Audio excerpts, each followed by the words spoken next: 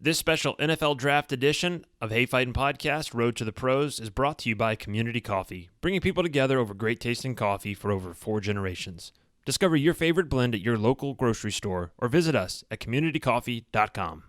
It's Racey McMath, first time on Hey Fightin Podcast, getting ready for the NFL Draft. Welcome to the show. Good to sit down and talk with you. Thank you, man. Appreciate you for having me. How much fun you having today? You still got your voice. I heard you screaming down there. Yeah, I'm not too much of a screamer, but they got it out of me, But having a lot of fun today.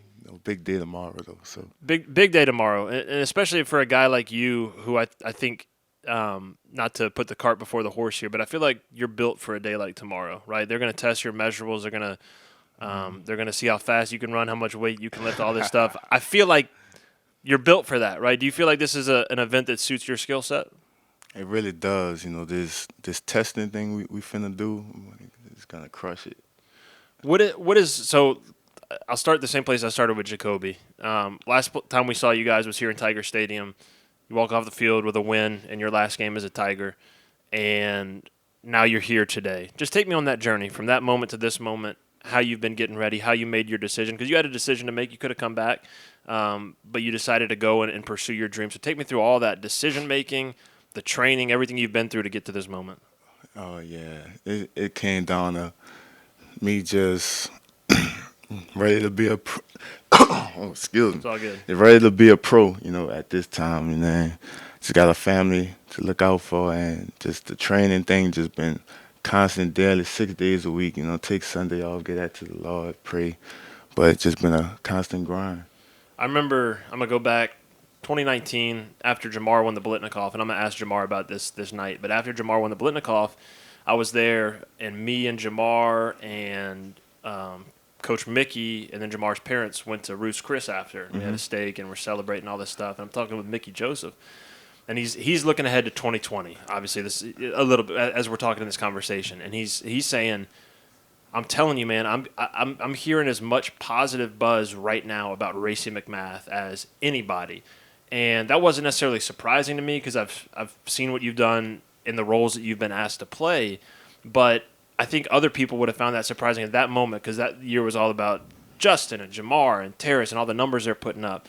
Of course, you made some plays too and scored some touchdowns, and we're really thriving in that role. But he was saying, man, the NFL guys love Racey McMath. So as you're sitting down and having these conversations now, a year later with NFL guys, what's your sales pitch? What are you telling them? If I draft Racey McMath, what kind of player am I going to get? What's your answer to that question when they ask you? Not just a receiver, but an all-around football player.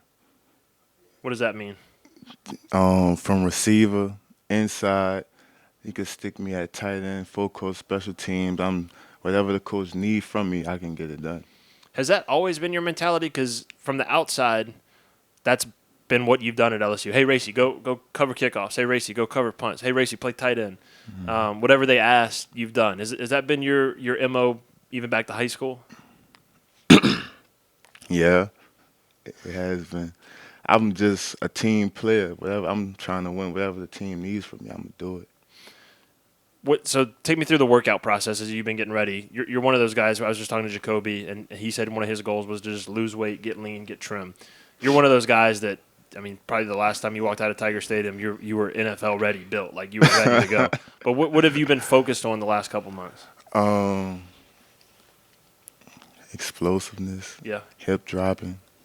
Just coming in and out of routes, catching the ball. Speed. You can never be too fast. Trying to perfect my 40-yard dash. Yeah. How much? So obviously, there's a ton of focus on 40-yard dash, right? That's like the number that everyone grabbed. Is more complicated than just lining up and running as fast as you can, right? Like how have you trained for that aspect of it? What are the nuances of it that maybe we don't see from the outside looking in? Start, drive phase, just the leverage coming out of a 40, arm swing.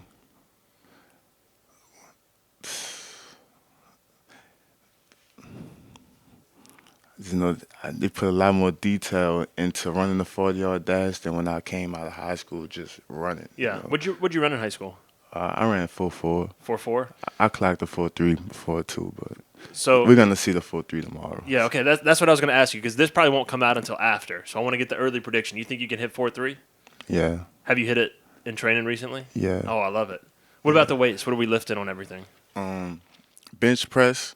I've done bench press at my HOA combine, House of Athletes. I did 21 reps though. So It's 185. Is that what you do, or is it 225? Yeah, 225. It ain't that much weight. Hey, I've been working out. I just started repping 225. Yeah. I can get like 4 or 5. I was feeling real good about myself, and then you just said 21. That's good. So That's good. it's You not just bad. starting 4 and 5. You keep going. It's not bad. Sky's the 32-year-old. limit. Yeah, I'll take it. Thank you.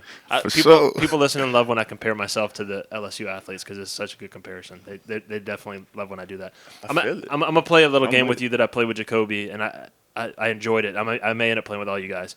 So you got all the NFLSU guys up here, right here. My guys that are going to your guys that are going to the combine, getting ready for the draft. I asked Jacoby to build the perfect prospect with a characteristic from each of those guys. So go down the line. Torrey's on the left. You got Jamar, Jabril, Terrace, yourself, Tyler Shelvin, Jacoby, Carey, and then Zach on the other side. If you could take one thing from each of those guys and apply it to yourself or build that perfect guy, what would you take? From each one, go down the line. Each one, go down the line. Start with Torrey on the left. Torrey.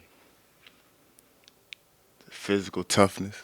Okay, physical toughness. Gotta be. That's evident. Jamar Chase, I had to say, tracking the ball. Jabril Cox, just smart. Yeah. Super smart. Yeah, He high played IQ. quarterback. He played quarterback? That's how. Oh, yeah, in he high had, school. That's right. I knew that. He played quarterback, so he got the intelligence for any position. How I see it.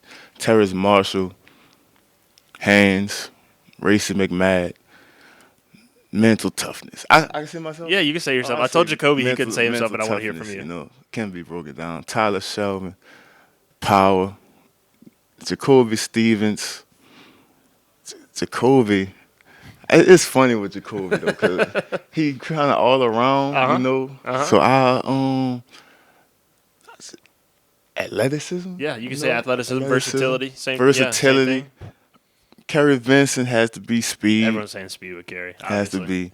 And Zach, I got to go in this order, by the way. I had Jacoby kind of go randomly. We got to end with Zach every time. Zach is efficiency. There you go. I know how the ball is going to be planted every time. I love it. So, efficiency. He's very efficient. You said mental toughness for yourself can't be broken down. Where does that mental toughness come from? Where'd you get that from? Just me growing up, just facing a lot of adversity, just getting past it, just keeping myself on a never quit kind of thing and just keep going.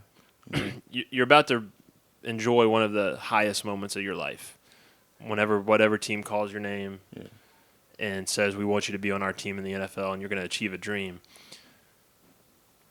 What are the emotions you're going to feel? What are the moments you're going to reflect on, whether it's a low moment from your life or whether it's another high moment, win a national championship, whatever? When that moment happens, what's going to go through your head? What are you going to be thinking about? I had to wait till the time come, to be honestly, because this is something I never happened to me yet. Yep.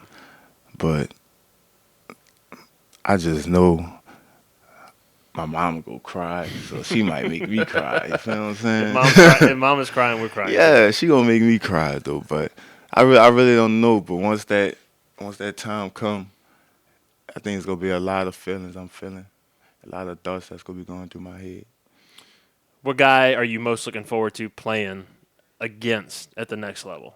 Could be a former teammate that you played against at LSU or played with at LSU. Could be somebody that you look up to in the league. Somebody that when you put on the pads next year and you look across, you're going to be like, all right, this is cool.